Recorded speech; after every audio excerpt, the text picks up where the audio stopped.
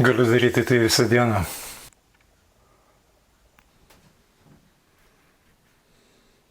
Sveiki sugrįžę į Vivačią pasidaryk pats skyrelį. Kas žiūrėjote mano pirmąjį video šitą temą, turbūt prisimenate, kad pirmame šitame video pavyko padaryti maketinį vėjarodės sujungimą su mikrovaldikliu. Pavyko gauti pirmosius duomenis, perskaityti analoginę informaciją ir ją atvaizduoti monitoriuje kompiuterio. Ir šiandien kitas etapas šito projekto, tai yra mechaninės dalies kūrimas. Parodysiu, kaip aš mąstau, kaip aš išdėlioju komponentus tarpusavėje. Ir video pabaigoje tikiuosi turėsime kažkokį tai prototipą, kuris jau bus panašus į tikrą daiktą. Na, važiuojame. Mechaninės dalies projektavimui aš naudoju FreeCAD-ą. Aš naudojuosi pavyzdžių iš Hot Labs. Jie siūlo visai neblogą variantą viso labo už 7 eurus dėžutę, į kurią telpa plokštė. Tai viskas būtų labai gražu, bet vien plokštės man neužtenka. Man reikia dar padaryti tvirtinimą pačiai vėjarodei. Taigi aš kopijuojuosi šitą brėžinį, kuriame yra Hot Labs dėžutė ir keliu ją rankiniu būdu į FreeCAD-ą ir ten ji virsta į kažką tai daugiau. Tai tie elementai, kuriuos aš pridedu, be pačios dėžutės ir dangtelio, yra tvirtinimas prie vamzdžio, neatskiriama dėžutės dalis. Tas tvirtinimas man yra svarbus, nes aš turiu numatęs vietą laive, kur vėjarodė tvirtinsis. Ten būtent yra tokio skersmens vamzdis ir aš noriu, kad nebūtų jokių papildomų tvirtinimo elementų, tik tai pati dėžutė su tais žiedais. Tai dar vienas elementas, kurį aš noriu turėti, tai yra vėjarodės vamzdžio arba vėjarodės strypo, ant kurio sumontuoti abudu jutikliai, tvirtinimas. Tai sriegiai aš nusikopijavau iš seno daikto, to kas buvo anksčiau. Sename jutiklyje kampą tvirtinimo tenka įsivaizduoti, kokio jo reikės, pagal tai, kaip vėjarodė stovi. Kol kas nežinau, ar gerai įsivaizduoju, kad bendroje sumoje turėsiu 30 laipsnių pokrypį ir tai man garantuos, kad vėjarodė stovės daugiau ar mažiau vertikaliai. Tai kai viskas susideda į krūvą, pabandysiu parodyti galutinę versiją. Taip, šitaip atrodo galutinė mechaninės dalies versija, čia be dangtelio. Tik tai vėjarodės tvirtinimo vamzdis ir dėžutė, į kurią montuosis elektronika. Vamzdis tas yra hermetiškas. Jisai irgi yra viename korpuse su dėžute. Ir yra skylė dėžutė, per kurią turėtų patekti kabelio laidai. Taip, o šitas snapas, jis yra reikalingas tam, kad būtų galima užfiksuoti vėjarodės kotą, tą vamzdelį, per kurį eina kabelis, tam, kad jisai nesivartytų, nesisukiotų. Tai suplanuota taip, kad čia užsisuks toksai kūginis varžtas ir jisai viską užspaus ir laikys savo vietoje.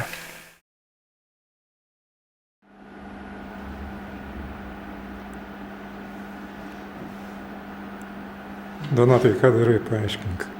Aš ką darau, kadangi neužteks dervos jūsų dėžutei, tai reikia tiesiog padaryti papildymą. Visa magija vyksta čia. Visa magija vyksta čia.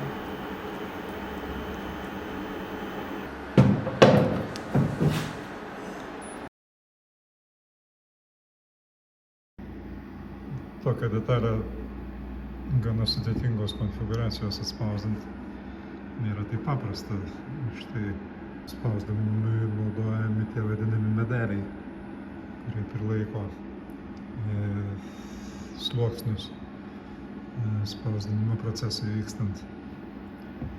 Kai jau viskas atsispausdina, reikia viską pašalinti.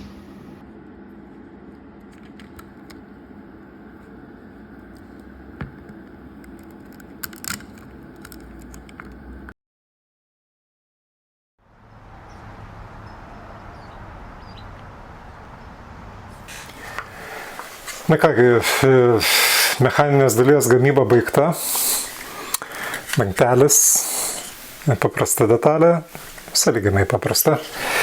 Ir dėžutė. Dėžutė, kaip matote, visai panašiai tai, kas buvo brėžinyje. Tai čia ir yra visas 3D spausdinimo žavesys, kada tu praktiškai gali labai rimtai pasitikėti savo brėžiniu, kad jisai bus realizuotas taip, kaip tu padarei. Tai va, na ir kol kas atrodo, kad sriegis tinka, bet pataikiau pusę bėdos. Ir ką, skylės visos savo vietoje, visos detalės irgi savo vietoje. Pradėkim surinkimą.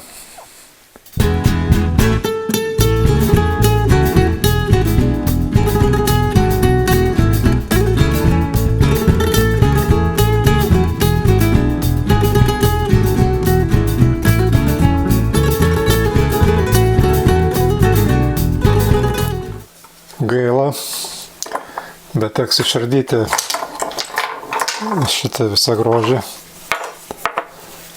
Dėl to, kad dabar man jau nebereikia šito kabelio, nes montuosiu viską į dėžutę.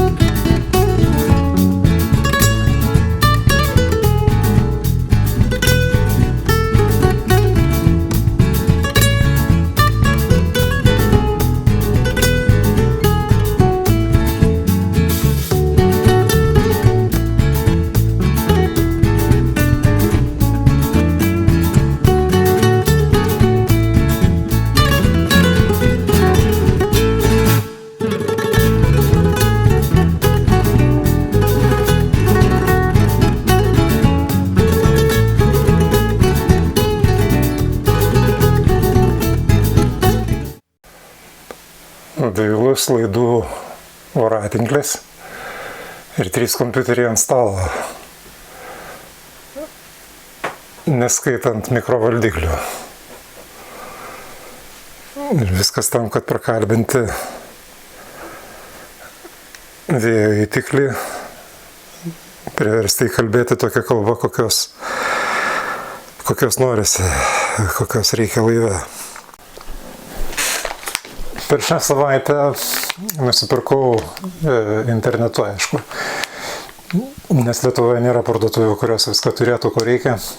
Nusipirkau visą krūvą įvairiausių komponentų, kurių reikia prototipui. NMEA 2000 jungtis, analoginių signalų jungtis, USB jungtis,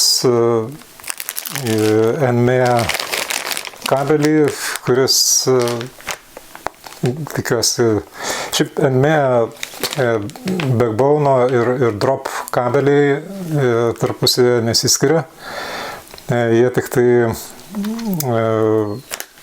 visa konfiguracija tinklo priklauso nuo to, kokius šakotuvus naudoja, kaip tos kabelius tarpusavėje sujungia.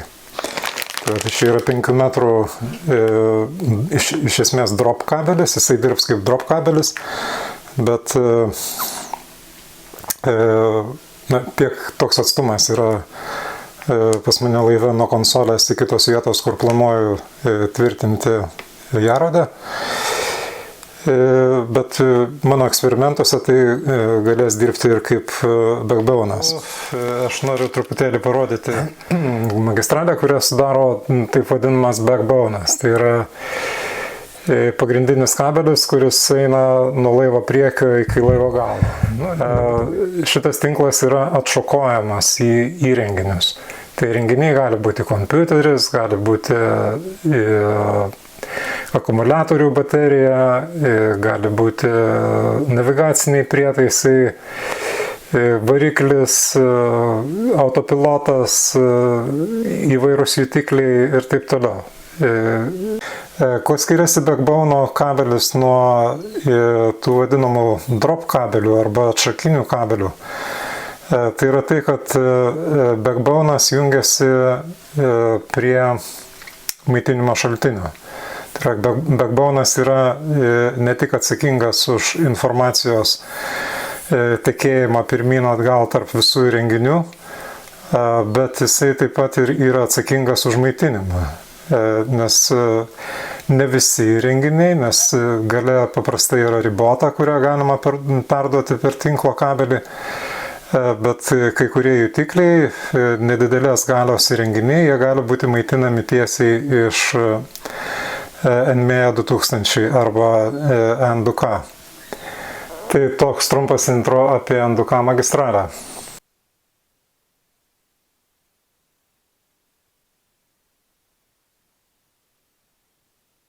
Kitą NMEA kabelio galą aš jungiu prie 2 šakotuvų.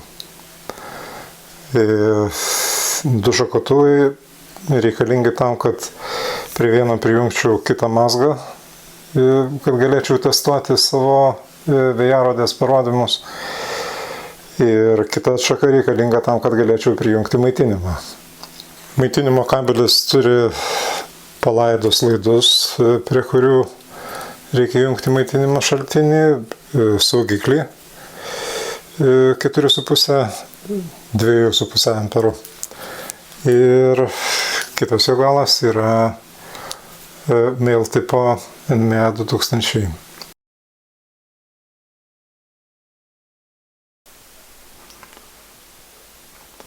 Ant darbo stalo vis dar yra palaidų laidų, bet jau viskas nepalyginamai tvarkingiau atrodo.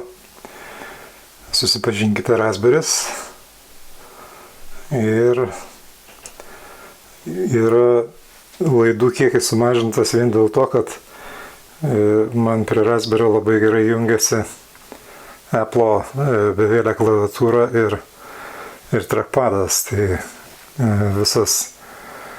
visas darbas su atviro kodo programinė įranga visiškai paprastas darosi tada ir patogu, kai nėra laidų ant stalo ir funkcionalu. Iš esmės galiu konstatuoti, kad prototipas jau veikia. Prototipas tai reiškia daiktas, kuris turi visus galutinio daikto požymius, visus funkcionalumus ir netikėtai man pačiam testavimas užėmė žymiai daugiau laiko negu programinės įrangos kūrimas arba konstravimas. Tai pagrinde tai yra susijęs su to, kad pasirinkau vėjarodę pratestuoti su OpenPlotter programa, kuri šiaip yra populiarus daiktas tarp buriuotojų ir gerai palaikoma, bet skirtingai nuo komercinių daiktų, OpenPlotter galima naudoti tuomet, kai tu šiek tiek su jos esi susipažinęs. Tai nėra komercinis produktas, tai yra open sourcinis daiktas. Ir tas susipažinimas jisai užtrunka. Atrodytų yra distribucijos, yra aiškios instrukcijos, kaip viską įsidėkti, kaip viską paleisti ir panašiai, bet tiesiog visokių niuansų yra. Pavyzdžiui, tai, kad nereikia tai, ko tu parsisinti ir tai, kas yra parodyta kaip stabili versija, nereikia upgrade'inti, nereikia atsisiųsti atnaujinimų. Nes jeigu atsisinti atnaujinimus, staiga nutrūksta ryšys ir staiga niekas nebeveikia. Tai šios kelios savaitės buvo ne tiek apie vėjarodį, kiek apie OpenPlotterį, bet galų gale viskas man pavyko, įsidegiau į Raspberry OpenPlotterį ir džiaugiuosi to, nes yra daug galimybių. Jeigu turi Raspberry kaip mazgą, kuris jungiasi prie tavo magistralės ir jame veikia OpenPlotteris, tai gali daugybę dalykų su to pasidaryti. Pavyzdžiui, išsitransliuoti kai kuriuos NME 2000 duomenis į Wi-Fi, į bevėlį ryšį. Gali prisijungti šiek tiek pigiau negu komerciniai daiktai kainuojančią ISO plokštę ir dirbti, turėti ICE transponderį. Nekalbant apie tai, kad galima turėti laive papildomą GPS-inės navigacijos mazgą su papildomais jūrlapiais ir tiesiog kaip atsarginė elektroninė sistema. Tai visa tai yra galimybės, kuriuo aš šiuo metu dar nesu pasiruošęs labai intensyviai naudoti, bet visumoje OpenPlotteris yra gera platforma protestuoti savos gamybos NME 2000 mazgą, nes ten irgi yra tam tikrų niuansų ir nors ir naudoji paruoštas bibliotekas ir formuoji atrodytų pagal taisyklės visus NME 2000 pranešimus, bet vis tiek norisi, kad juos pamatytų kažkokia tai trečioji šalis. Tai ta trečioji šalis šiuo atveju man ir buvo OpenPlotter.